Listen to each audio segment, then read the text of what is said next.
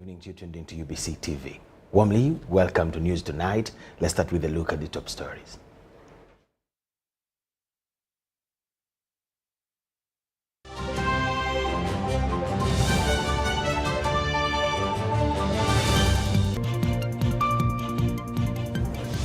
A section of MPs are seeking 177 signatures to impeach parliamentary commissioners over misconduct.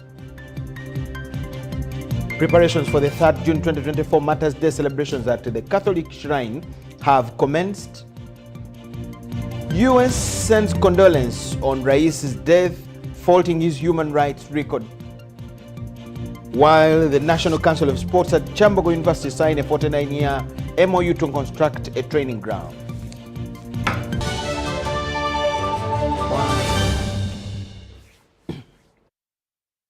It's News Tonight. Welcome. My name is Micheal Lukomwa. Elizabeth Nakakoni is the lady on our sign language interpretation corner.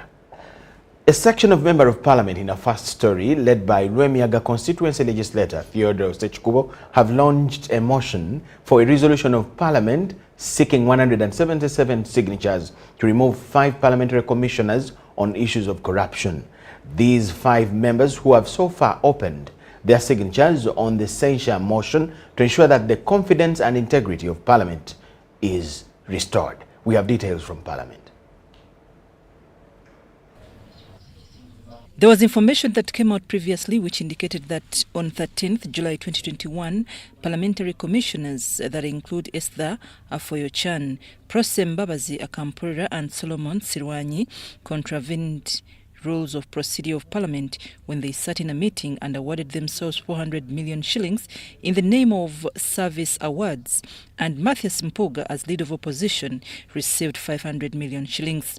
This issue caused debate and noise in the public, and the President, National Unity Platform, Robert Kyagulanyi Ssentamu, wrote a letter to Matyrs to resign as commissioner, but he has refused. A section of members of Parliament led by Rwemiyaga Member of Parliament Theodore Sechkubo have come up with a motion for resolution of Parliament to remove the commissioners. Recognizing that the conduct of Honorable Parish, Honorable Sirwanyi, Solomon, and Honorable Afoyo-Chan, and Honorable Matyrs as members of the Parliamentary Commission affronts the dignity of Parliament, it denigrated public trust and confidence in the institution of Parliament, and has brought the House and its members into serious disrepute. If Parliament did not pass that as part of the budget and there was any irregular payment, it means we have a strong case that these people acted in their own interest, which is against the leadership code. According to these legislators, the service award created by the commissioners is not known in the law, contravenes the Constitution of Uganda and the rules of procedure of Parliament, and tantamounts to incompetence, misconduct of the commissioners. We advise them to resign. Up to today, they have refused to step aside. We are now taking action to impeach them. As it has been a matter of NUP, now it is going to be a matter of all members. We're here, NRM. I'm here. NRM, AUPC, independents, everyone, all of us, to show you we are not happy because we expected you to do the honorable thing of resigning. Kalungu West MP Sewungu Joseph says they want the commissioners out, while Tororoma Member of Parliament Saro Pendi says the taxpayers' money can't be misappropriated. Putting the image of this institution ahead of others. You look at our new chambers they are building. They are all stuck. Now, we appointed the commissioners. They are supposed to push for the construction of the new chambers, but they are there enjoying themselves with money. 3 vehicles, they have policemen, they have fuel, and they are not promoting interests of backbenchers, but they are promoting interests of their stomachs. It would be wrong for me to sit and keep quiet when a whole center, health center 3, is allocated to one individual. The Ministry of Health, using the UPDF brigade, was building health center 3s, upgrading health center 2s to health center 3s at a cost of 500 million shillings. They are looking for 177 signatures out of the 529 members of parliament and call upon other members of parliament to append signatures on the motion of impeaching the commissioners. I'm Nafka Farida and Gloria Gwitabinji. Something starts at Parliament and we will follow on your behalf. The Iranian ambassador to Uganda, Matyrs, has announced a 5-day mourning period for the late president of the country, Iran, Ibrahim Rais. During a courtesy visit by the Minister for Kampala Metropolitan Affairs, Hajat Minsa Kabanda, the Iranian ambassador called upon the Iranian community in Uganda to comply with the mourning arrangements. On the night of the 18th of this month, former Iran President Ibrahim Raisi, along with other government officials and his security detail, died in a helicopter crash. They were confirmed dead the following morning. Minister for Kampala, Mr. Kabanda, has paid a courtesy visit to the Iran embassy in Uganda to commiserate with Ambassador Safa and the Iran community. I know he's been a hard-working man, and he should be at least succeeded by a hard-working man, because we want Iran. Iran has grown so fast. They are doing very many things, and they have been working with us as Ugandan people. Minister Kabanda consoled the Iran community, encouraging them to stay strong. Death is for everybody. As a Muslim, I have to believe in that we should all die. We're all going to die. So everybody has had time, or his time. So that was his time. So we should accept as Muslims that death comes. It's a natural death. The Iranian ambassador to Uganda, Matyrs Safa, stated that they will mourn for their foreign leader for 5 days. It was very cloudy, very heavy fogs. It was raining, and President has been very, very active, and he was trying to reach to another city to participate in some meetings that they have in Parish city. Although the weather condition was not good, but they accepted the risk. They accepted the risk and they have moved. Unfortunately, they reached to this situation and this accident happened. Rebecca Nantongo, Mike Bakabulindi, UBC News. The head of Community Policing Department in Uganda Police Force, Anatoli Micheal, is urging for personal security measures, neighborhood watch initiatives and ensuring premise security to deter potential criminal activities by wrongdoers. While Kampala may seem like a haven for criminal elements due to its bustling operations, eradicating these elements requires enhanced community policing approaches, such as sharing information with authorities. Micheal advises against nighttime movements with valuables, hiring unregistered vehicles, and recommends ensuring familiarity with the Boda rider transporting you. Police have taken proactive measures to apprehend criminal gangs depicted in videos circulating on social media, where they employ a kicking technique to subdue their victims and rob their belongings. Some criminals are also resorting to using stones from weighing scales and blunt objects to prey upon unsuspecting individuals. Police regard these incidents as isolated, emphasizing the need for increased public vigilance. So that's why I would like to call upon everyone. If in case you are moving from point A to point B with anything which of value, inform the police. Share telephone contact. They can even share with you, and then for you call us, and then we do the necessary thing. Despite Kampala's perpetual commercial activity during both day and night, criminal elements persist due to economic hardships and dense population in certain areas, which create opportunities for criminal activities. Remember, criminals have gone to the level of even losing shame, that they go even in places of worship. Didn't you say bridegroom and the groom and the bride, whose phones were stolen by one whom they suspected to be a guest, but at the end of it all, he was a criminal. So that is the level to which people have lost morals. The police stressed the importance of reinforcing personal security, fostering neighborhood watch programs, and maintaining premises security at all times. Work around and see that we improve the lighting system, the physical security gadgets. If it is a perimeter wall, try to light it. If there is a bush anywhere, you try to clear it, and also conscientize your people. Boda remains the primary mode of transport in the central business district, but they have unfortunately become an effective tool for criminals to carry out attacks and thefts, causing concern among the public.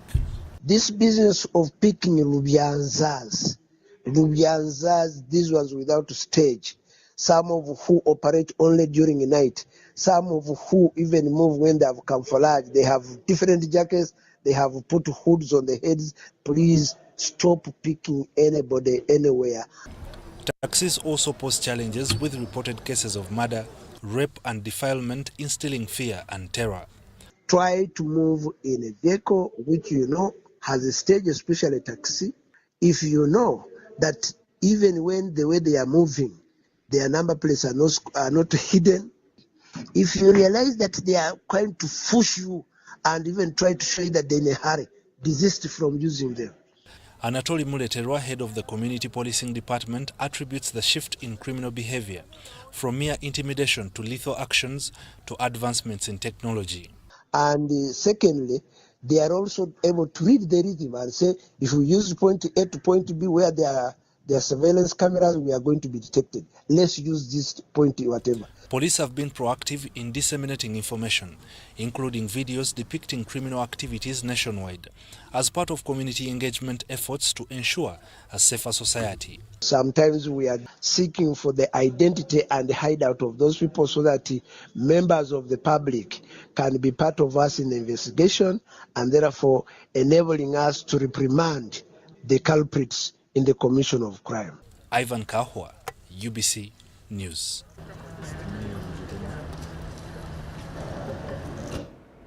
The parish priest, Uganda Matyrs Catholic Shrine, Namugongo, Reverend Father Vincent Lubega, has presented the 9 days tentative program ahead of the Uganda Matyrs Day on the orders of Kabaka Mwanga, ahead of the Uganda Matyrs Day celebrations to be held on the 3rd of June 2024.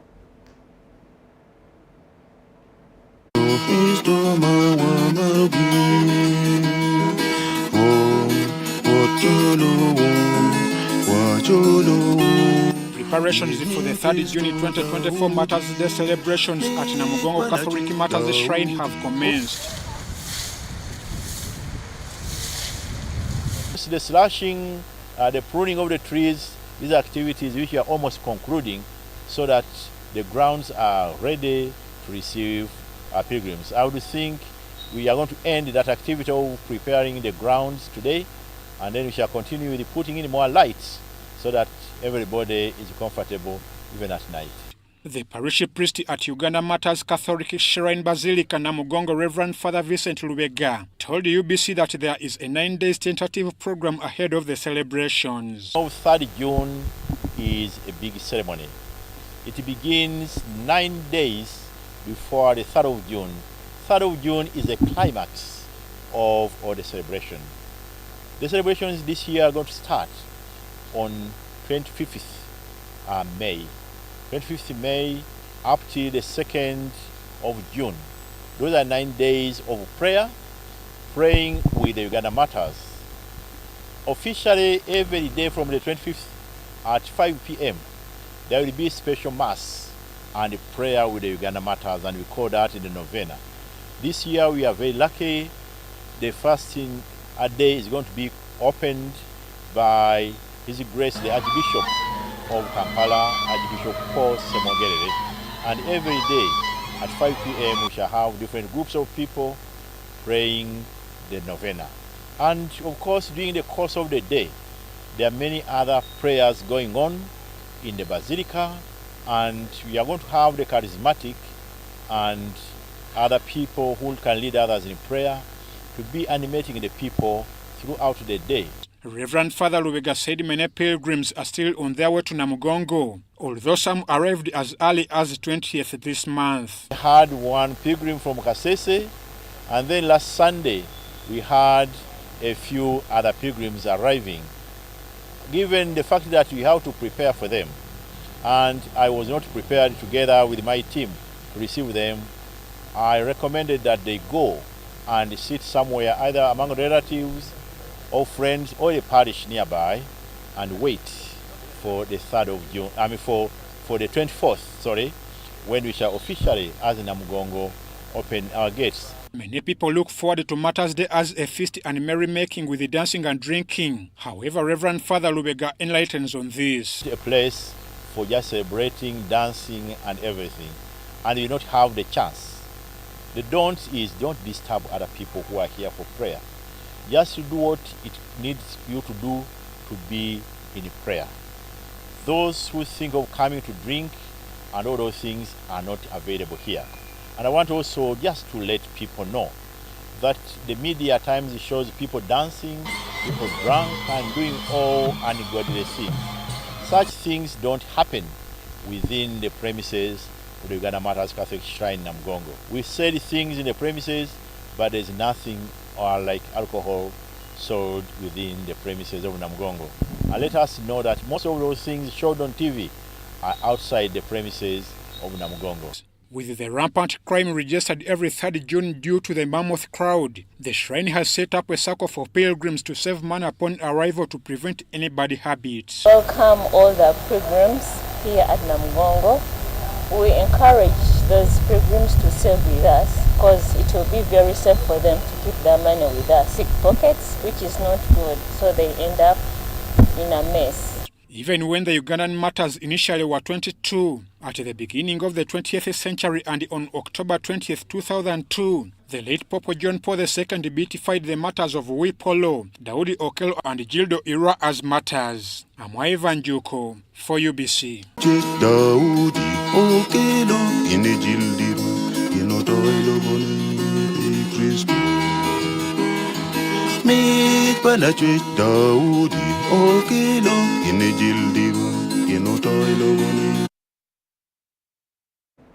The 7th walk by pilgrims from Nebi Diocese has seemed to be an easy one, as now the over 500 Christians have arrived in Mijera, that is in Nakasongola district. They will this Tuesday spend the night at Mijera Catholic Parish Church before picking up the journey on Wednesday morning.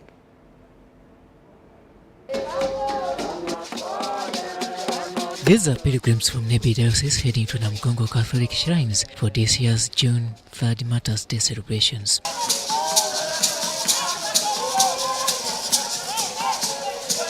They are on the 7th day of the journey after setting off from Nebi last week. My feeling is not bad. I'm okay. Only my legs paining. Having spent the Monday night at St. Maria Catholic Church in Kafu, the team has on Tuesday 21st May 2024 arrived in Mijera in Nakasongola district and currently camping at Mijera Catholic Parish Church for a night. We are trekking with them and making sure that we give them some refreshments from wherever they sleep to the next stopover. And last night they slept in Kafu and they trekked up to Mijera where they are spending a night. The journey has been very fine. All the pilgrims have been very disciplined on the road. They are walking orderly. Only we have some few challenges on some drivers who are not heeding to our signals.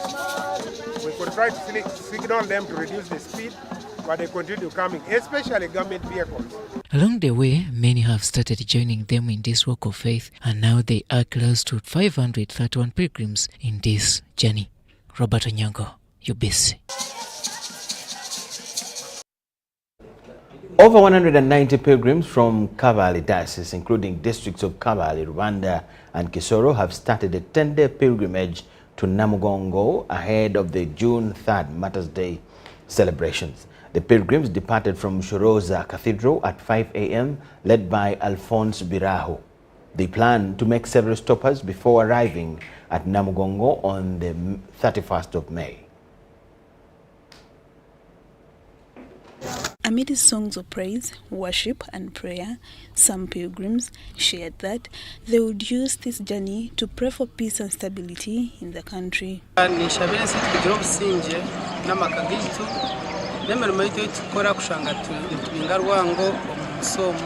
Abebembezi bitubona kugira ngo mukama ruhanga ababasise omukutwebembera kurungi The group includes 5 members from the Anglican Church, Diocese of Kigezi, with the oldest pilgrim being 82 years and the youngest 17 years old.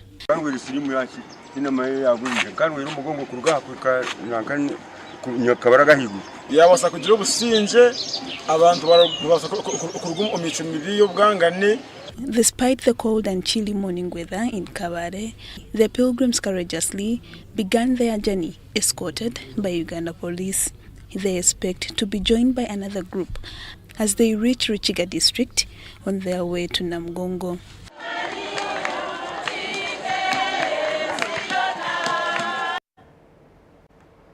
Yes, government says every Ugandan that has not been enumerated should make a date with their LC chairman or Uganda Bureau of Statistics to be enumerated at their convenient time. While being enumerated at his home in Wakiso, Minister for Information, Communication Technology, Chris Baryomonsi, appreciated the enumerators for the work done and Ugandans for complying with the exercise. Baryomonsi also confirmed the extension of the exercise for more 5 days for everybody to be counted.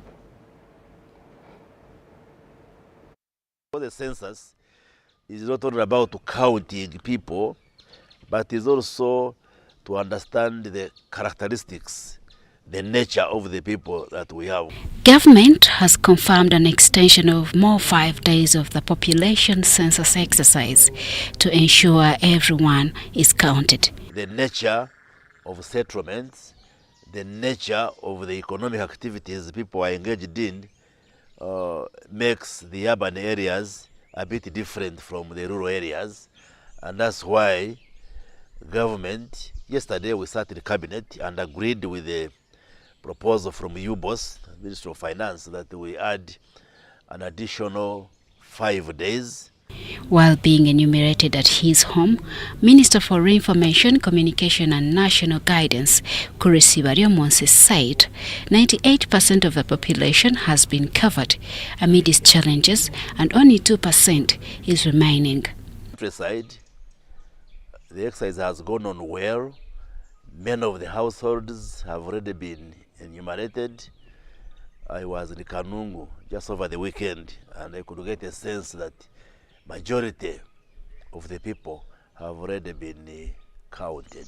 Continue to encourage our enumerators in the field and also our guides who are the area LC1 chairpersons to ensure that each and every household is counted. We do not want to leave any Ugandan behind.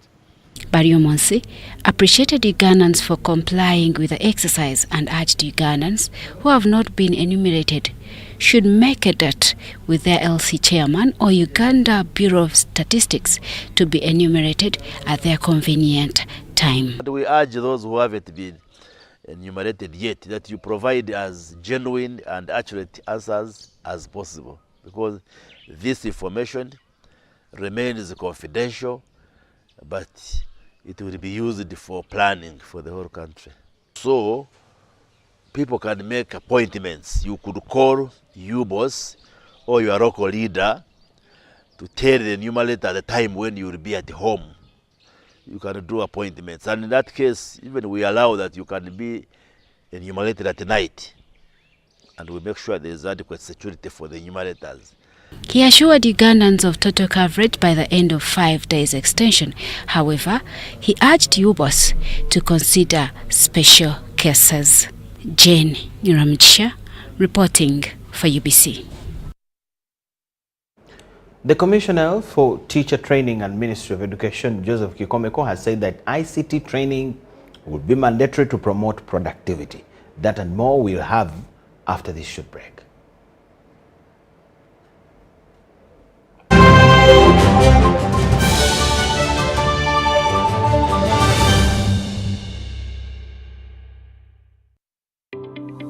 The Uganda National Oil Company, UNOC, is wholly owned by the Government of Uganda and was established to safeguard and promote Uganda's commercial interests in the petroleum sector. UNOC has 2 subsidiaries, the Uganda Refinery Holding Company URHC, which will hold a 40% stake in the 60,000 barrel per day refinery and manage the development of Kabalega Industrial Park, and the National Pipeline Company Limited, NPC, in charge of pipelines, storage, and downstream business ventures. This subsidiary holds 15% interest in the East African Crude Oil Pipeline, EACOP. EACOP is a 1,445-kilometer long pipeline that will transport crude oil through 10 districts in Uganda to the port of Tanga in Tanzania. UNOC is also actively engaged in crude oil exploration, development, and production activities, and its participation role includes a 15% stake in the Tilenga, Nwoya, and Bulisa and Kingfisher development projects, Chikure. UNOC also holds the exploration license for Kasuruban Block in Hoima, Bulisa, and Masindi. UNOC currently owns and manages the Ginger Storage Terminal and will build a 320 million litre capacity terminal in MPG called the Kampala Storage Terminal. At UNOC, we're harnessing the potential of Uganda's petroleum resources, forging a sustainable future and preserving the natural beauty of Uganda.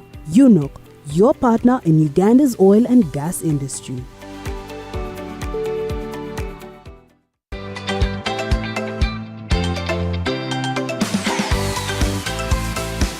Morning time wao mwami wange nangamba yesterday bamukubiddeko essimu aba MTN nga bamugamba nti awangudde ssente school fees owa Andrew. In fact tuli awo nga tukyabuusabuusa naye nzikiriza mazima nga maze kulabako ate the first nalinga ndowooza oba MTN balina ebintu byabwe bapanga nga sirabako ku neighbor wange nga bamukubidde kasimu. Twebaza abe MTN bannange okutuddizaawo bannaayo okuddiza guba mwoyo.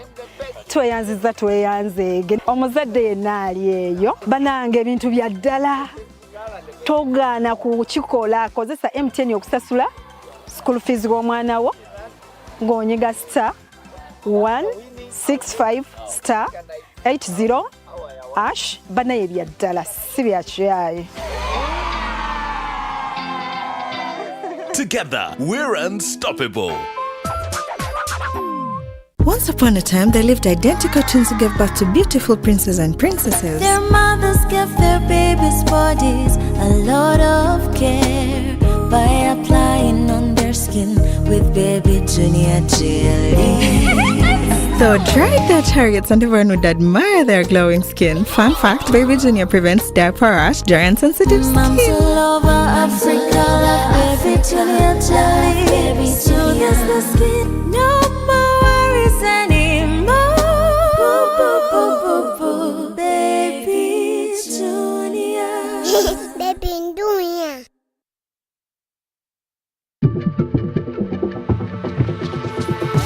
Uganda's biggest tourism and travel trade show of the year is here again. The 8th edition of the Pearl of Africa Tourism Expo Poate 2024 under the theme Responsible Tourism will be taking place at the Speak Resort Convention Center, Munyonyo from the 23rd to the 25th of May 2024. It's your chance to connect with tourism and travel professionals from across the globe. Discover travel holiday deals, packages, and so much more. Visit www.poate.co.ug to register and be part of the event. The Pearl of Africa Tourism Expo Poate is brought to you by the Uganda Tourism Board.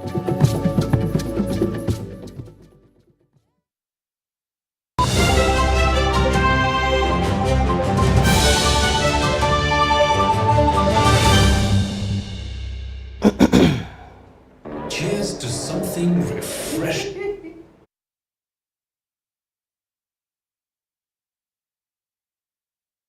Slowing down.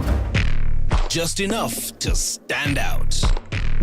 Cheers to the beer that does it differently.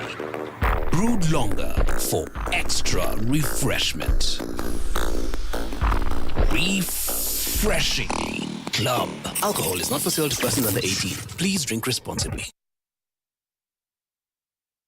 See News Tonight.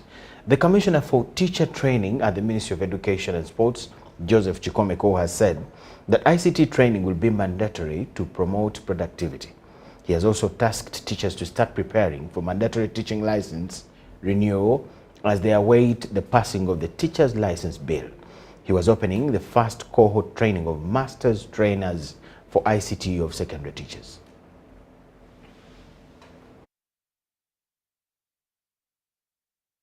Solidarity, unity. At least 80 teachers have been drawn from across the country for a 4 days training on information communication technology. The 10-module training of master trainers will provide knowledge on computer literacy before rolling out to over 4,000 trainees. The 21st century is a digital era, whether we want it or not. But we are unfortunate that some of us, when we were training, there were no computers in the training schools. The objective of the training on ICT is to address encumbrances that deter learning using technology, impart life skills for competence, and promote critical thinking. They are not well versed with skills and knowledge about the basics in computer education. The commissioner in charge of teacher training at the Ministry of Education and Sports, Joseph Chikomeko, has underscored the need to roll out ICT vocationally to promote productivity. You have learned, you're going to teach others. Apart from that, how are you benefiting with the competence you're going to attain? Me, I want to see ICT which is vocationalized. What can you do with it yourself, apart from teaching others? He says ICT is the only way to have competent and productive teachers that can meet the current education demands. You use the ICT competences, whatever you explore, and be in position to translate knowledge into reality for you to implement the lower secondary school curriculum. Do not give information as it appears in the books, whether the textbooks or wherever you get it from. Translate it into reality. Failure to translate the things into reality, we shall not move to another level. During the training, Chikomeko asked the teachers to prepare for the mandatory teaching licensing. The National Teachers Bill 2023 in waiting will require all teachers to renew their teaching licenses after every 4 years upon proof of exposure of professional development. You're going to be given a practicing license, a license that allows you to go to class and teach others. 4 years later, the license will be null and void.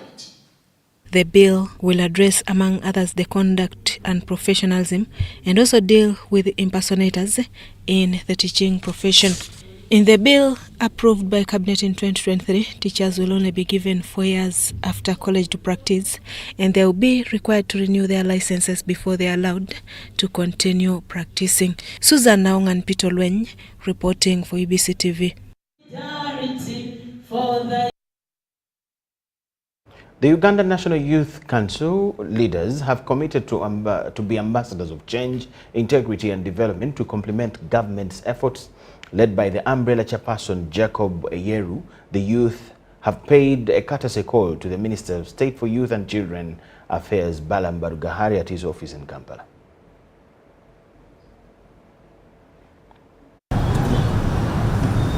State Minister for Youth and Children Affairs, Dr. Balaam Barugahari, has held a closed doors meeting with a section of youth leaders at his office in Kampala. We are here today to discuss on how best, as young people, we can help government fast track the implementation of government programs.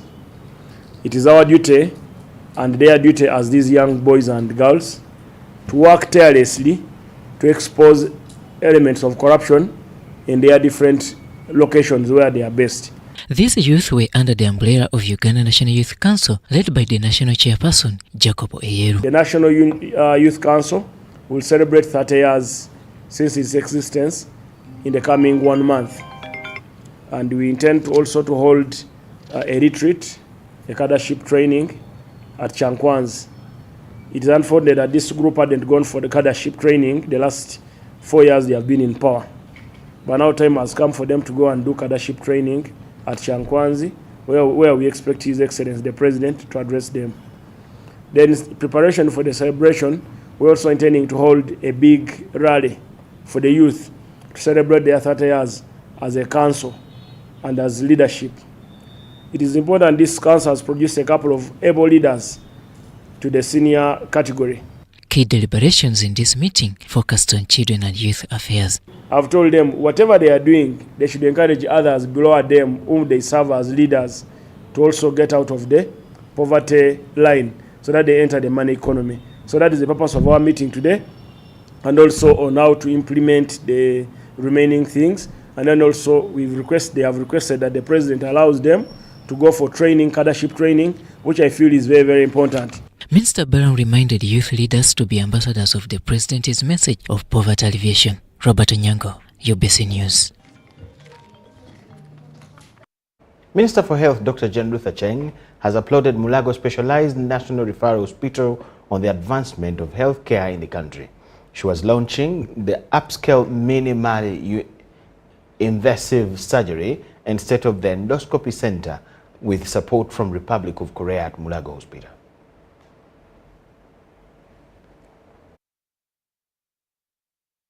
We pull down and we open through like that.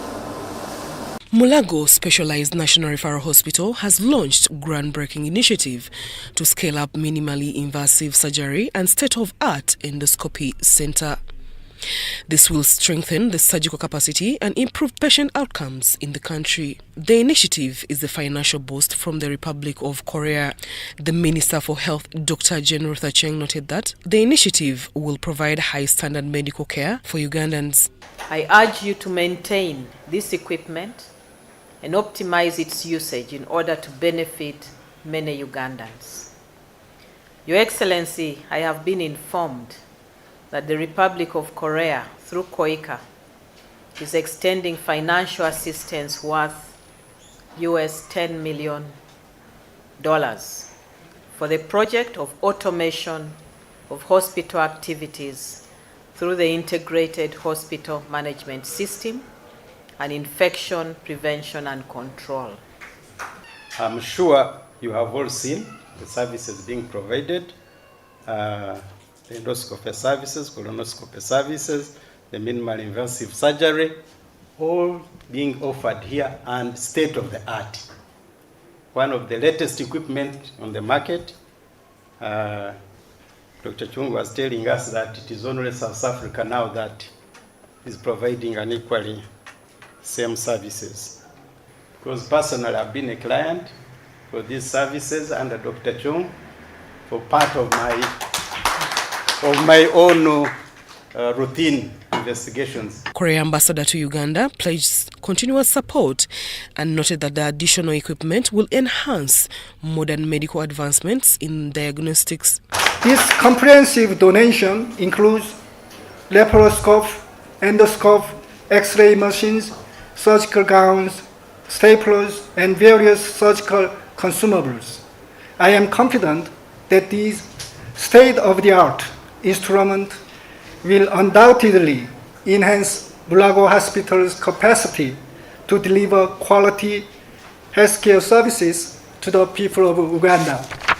Despite the progress made in endoscopy and laparoscopy in the country, top management at Mulago Hospital noted that the field still faces enormous challenges as demand increases. This includes the high cost of equipment and sundries, limited trained personnel, lack of awareness among patients and healthcare personnel about the benefits and availability of the services in the country. All this coupled with the high cost of the procedure make these services inaccessible to most of our patients.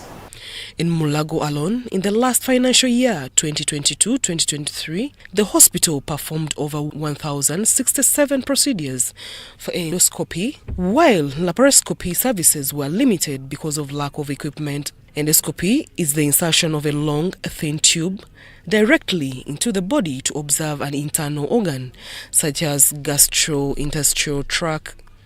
Here the doctor can use it in imaging, surgery, whereas laparoscopy is a surgical procedure that examines the organs inside the abdomen, as well as other closed spaces, such as the knees. It's a low-risk, minimally invasive procedure that requires only small insertions. Zahra Abigaba, UBC News. The Chinese embassy in Uganda has held a seminar of concretizing the cornerstone of China-Uganda relations to celebrate 62 years of the two countries' diplomatic relations. While officiating at the function of the third Deputy Prime Minister, Lukia Nakadama, stressed how Uganda will continue adhering to the One China principle.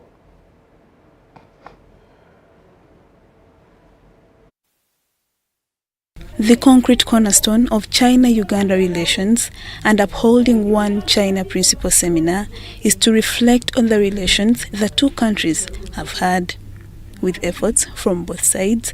According to the Chinese ambassador, bilateral relationship, economic and trade bonds go strengthened. Proud to say that China-Uganda relations are at their best level in the history. Every time I retrospect and the history of our relationship, I always question and remind myself why it has achieved such a great success. The need to increasingly strengthen coordination and cooperation in supporting the two countries' core interests was cited. We should push forward China-Uganda comprehensive cooperative partnership to a new era, where high-level exchanges to be further tightened, practical cooperation to deliver more real results, and 9 programs and Belt Road Initiative to forge ahead with big achievements, bringing more benefits to both of our peoples.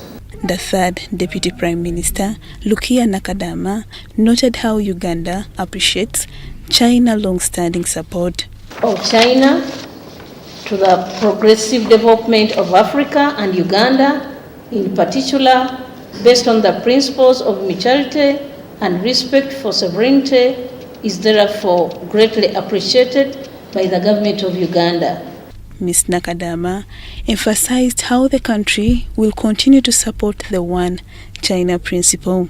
On behalf of the government of Uganda, I wish to reiterate that Uganda will continue to unwaveringly adhere to the One China principle and stand with China on issues such as Taiwan and human rights. State Minister for Foreign Affairs, Okello Oryem, pledged commitment to solidarity, mutual cooperation, quest for peace and stability. As we mark the 62nd anniversary of the China diplomatic relationship, may this seminar be a platform for reflection on the cordial relationship the two countries have enjoyed and the continued friendship and solidarity between Uganda and the People's Republic of China. Lydia Chomkama and Juma Nsamba, UBC News. State Minister for Kampala, Chauffeur Togabie, has reiterated the need to streamline the border operations in Kampala in order to curb down the wide spate of insecurity cases. Chauffeur has been speaking at an event where over 100 border operators have received lower interest rate motorcycles in Ndeba Lubaga Division, Kampala District.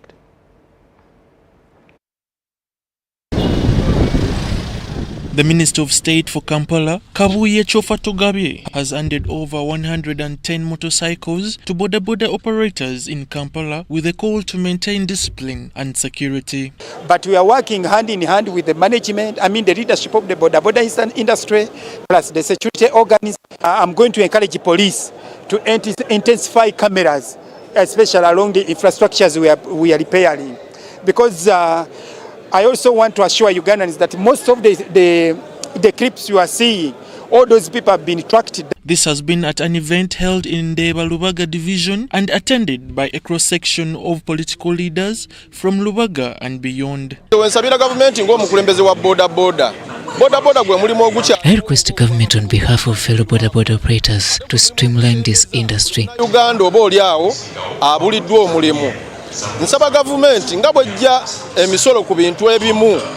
They should also consider reducing some taxes so that our youth can benefit from this border industry. The 110 motorcycles have, for starters, been handed to leaders across Kampala. Our focus, our strategy is that if we empower them, because this club is aimed at accessibility, conveniently accessing the bike, because their big problem has been on the deposit. Now, we've scrapped off the deposit and we are stimulating economic growth. During the closing session of Boda Leaders Retreat at Kaweweta last month by the President, cyclists sought for his attention over the exorbitant charges of Boda loans, and for us this is a sign of relief. Companies risking. That's why we are starting with 110. It is a total risk. They told me, Minister, we've risked. Let's test it. But of course, these guys are used. They know.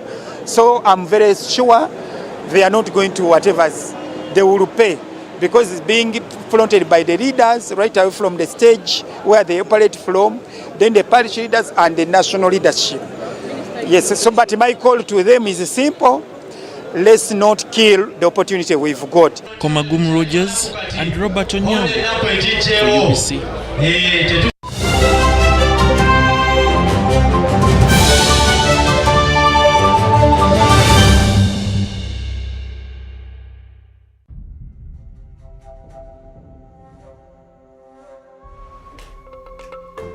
Ituba Uganda is here, the new licensed operator of the Uganda National Lottery. They have been appointed by the National Lottery and Gaming Regulatory Board as the official operator for a 10-year period, based on their operational excellence in other regions of Africa. The National Lotteries and Gaming Regulatory Board is dedicated to ensuring that the lottery is transparent, well-managed and generates substantial revenue for national projects. Ituba Uganda was selected through a rigorous process for their proven experience, financial stability and capacity for successful lottery operations. Ituba Uganda will utilize advanced technology and expertise to offer an unmatched gaming experience for Ugandans. All funds will support vital government initiatives such as infrastructure, education, healthcare and sports, with a special emphasis on preparing for AFCON 2027. So, join Ituba Uganda on this journey of changing and transforming lives.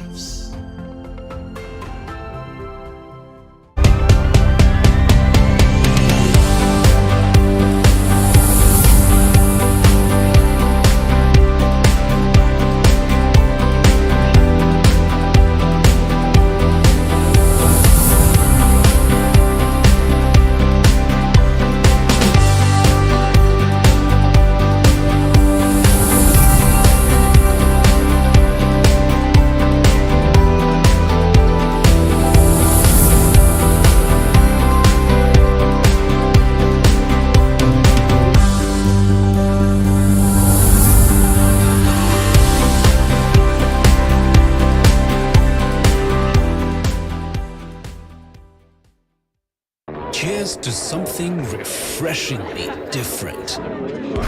Putting the brakes on a fast-paced world. Slowing down. Just enough to stand out. Cheers to the beer that does it differently. Brewed longer for extra refreshment.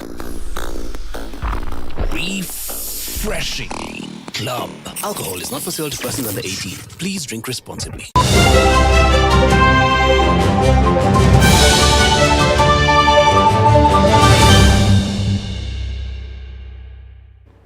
Minister for Health Dr. Jane Ruth Acheng has applauded Mulago National Referral Hospital for the work well done and advancement in health services. But moving on, the Chinese embassy in Uganda has held a seminar on concretizing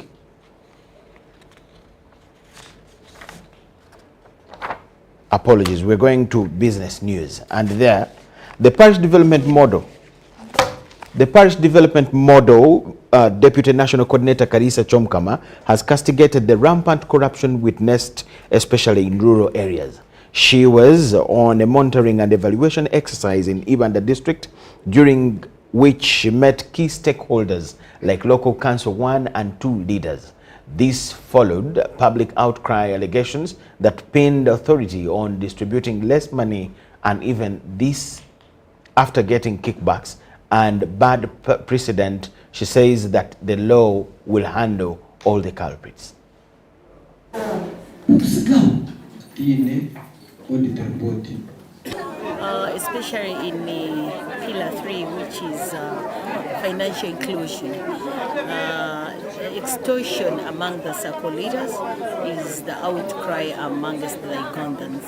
So we've continuously gone outside. We're going out, we're reaching out to them, to the leaders, especially sensitizing them further on corruption, sending a message into their minds that if they continue extorting from people, then the program will fail.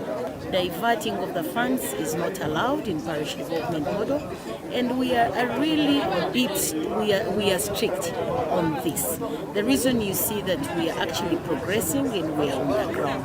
So I want to encourage the beneficiaries that keep it up. Parliament last week passed the national budget for the financial year 2024-25, approving a total expenditure of 72.136 trillion. This comes in the wake of discontent by the business community, who think the current tax regime is going to take or make it harder for government to achieve the revenue targets. Are not saying no to taxes.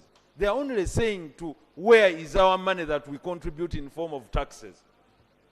Uganda Revenue Authority intends to collect 32 trillion shillings sourced from domestic revenue, comprising of tax and non-tax revenue. Other sources include budget support from grants and loans of 1.3 trillion shillings and domestic borrowing of 8.9 trillion shillings. The Auditor General, in his latest report, he speaks about supplementary requests, and this is what he said. I want to quote him. Continued approval of supplementary budgets without a corresponding increase in revenue financing could be attributed to fiscal indiscipline. These are views of some MPs on the day the 72.136 trillion budget was passed. The sentiment that the 72 trillion budget by government is an overreach is a concern that has been passed from different levels of stakeholders across the country. However, one major concern that comes out is matching up the tax burden with inclusive and reliable service delivery. So those sentiments tend to make people really very agitated that after paying all this money, the least I would expect was a panel in a hospital. The least I can expect is a child to study, to go to school and study. So the government has not matched up, and it has added an injury to a wound when you hear all these scandals happening. On the budget paper, the implementation of strategic interventions like PDM for full monetization of Uganda, development of the mineral sector, agro-industrialization and manufacturing could spur a 6.5% economic growth in financial year 2024-25. How do we move from where we are to that point?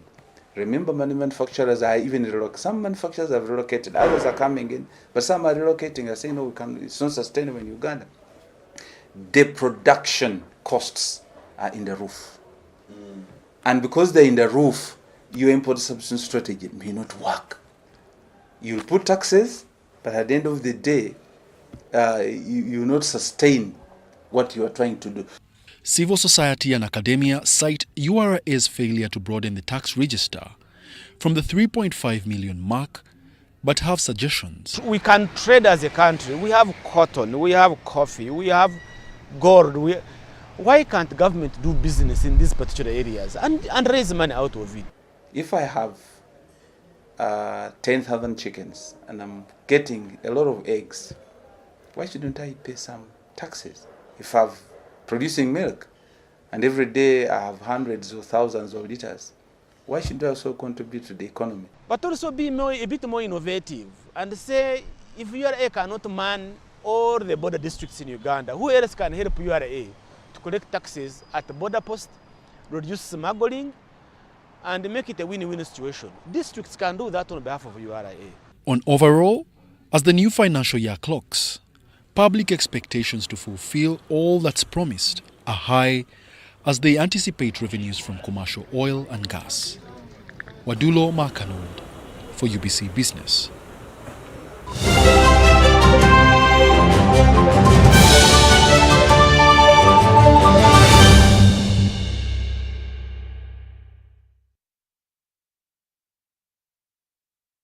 The National Council of Sports and Chambogo University have signed a 49-year memorandum of understanding for construction of a training ground. The training ground is for the use during the upcoming Championship of African Nations and the 2027 Africa Cup of Nations that Uganda co-hosts with Kenya and Tanzania. We later this year host the Championship of African Nations CHAN tournament that will be a rehearsal for the 2027 Africa Cup of Nations to be co-hosted with Kenya and Tanzania. To ensure readiness, National Council of Sports has signed a memorandum of understanding with Chambogo University for a training ground, of which about 10 are required. Here in Uganda, the minister thought it wise to begin to push in major infrastructure development to the universities. Public universities with public land. No wonder we are signing the MOU. And in a special way, Madam Chairperson of Council, I want to thank Professor Katunguka for being steadfast and focused in tapping into that resource from the government. No wonder Chambogo is leading in this line. The facilitation will come out of the 23 billion government provided under supplementary to kickstart the project. We are also supporting the construction and completion of Kadipa, which had already moved some distance because of the FIFA grant which FIFA received. So the commissioner and the team, the technical team, the infrastructure committee, evaluated and realized that they have moved. So we think that we would be happy to have these facilities ready enough even to host CHAN if it is to happen this year. This training ground will be of international standards and will be constructed in 2 phases, with the first costing 14.3 billion Uganda shillings. For the training facilities, besides the one that we have at Nambole, because Nambole has the main stadium and one training pitch.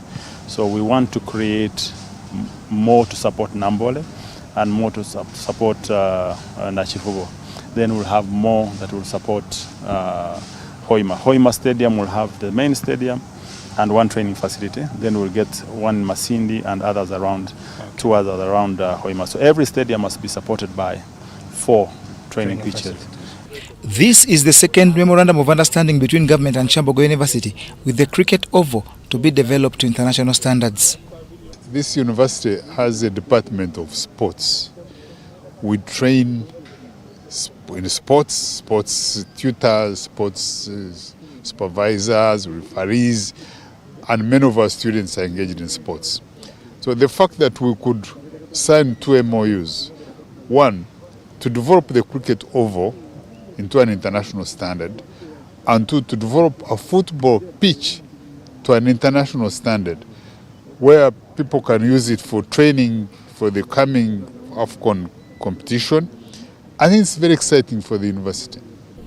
Work is expected to start next week with Uganda People's Defence Forces Civil Engineers Brigade, the contractors, with a promise of slight adjustments purposely for quality. We have been given 3 months to do this work, so we shall work in shifts, day and night, to make sure that we achieve the objective. But we are going to come out with our own work plan, because 3 months may not be achievable. The grass we want on the pitch takes 5 months. So the minimum we can do this work is 5 months to make sure that we construct the pitch which shall be in use, which shall be usable. If we take 3 months, then it shall not be usable. You are looking at the timelines, but for us we are looking at the real technical issues, the practicability. Confederation of African Football will determine dates for the Championship of African Nations tomorrow in a meeting to be attended by State Minister for Sports Peter Ogwang in Zanzibar.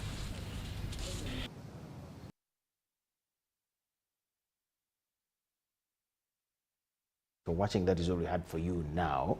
We'll have another arrangement at 10 p.m. as usual. Please do not miss. It's me, Micheal Jordan Lukomwa, and Elizabeth Nakakoni.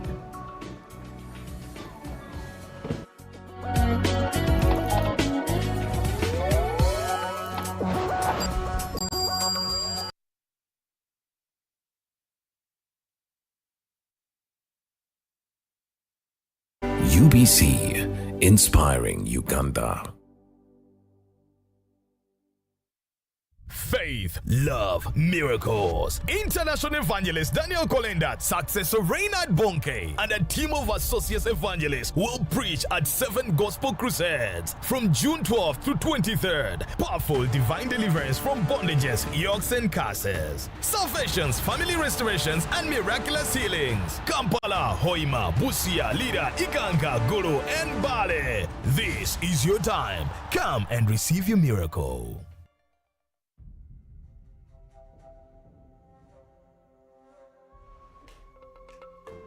Ituba Uganda is here, the new licensed operator of the Uganda National Lottery. They have been appointed by the National Lottery and Gaming Regulatory Board as the official operator for a 10-year period, based on their operational excellence in other regions of Africa. The National Lotteries and Gaming Regulatory Board is dedicated to ensuring that the lottery is transparent, well-managed, and generates substantial revenue for national projects. Ituba Uganda was selected through a rigorous process for their proven experience, financial stability, and capacity for successful lottery operations. Ituba Uganda will utilize advanced technology and expertise to offer an unmatched gaming experience for Ugandans. All funds will support vital government initiatives such as infrastructure, education, healthcare, and sports, with a special emphasis on preparing for AFCON 2027. So, join Ituba Uganda on this journey of changing and transforming lives. Gold. We all want it. That soft yellow glow with subdued sun in your hands. That precious polish of elegance. To hold it is one thing, but to taste it is everything else. Relish the satisfying taste of a beer, unmatched in quality, unmatched in consistency, and with 23 Global Gold Awards. A beer unmatched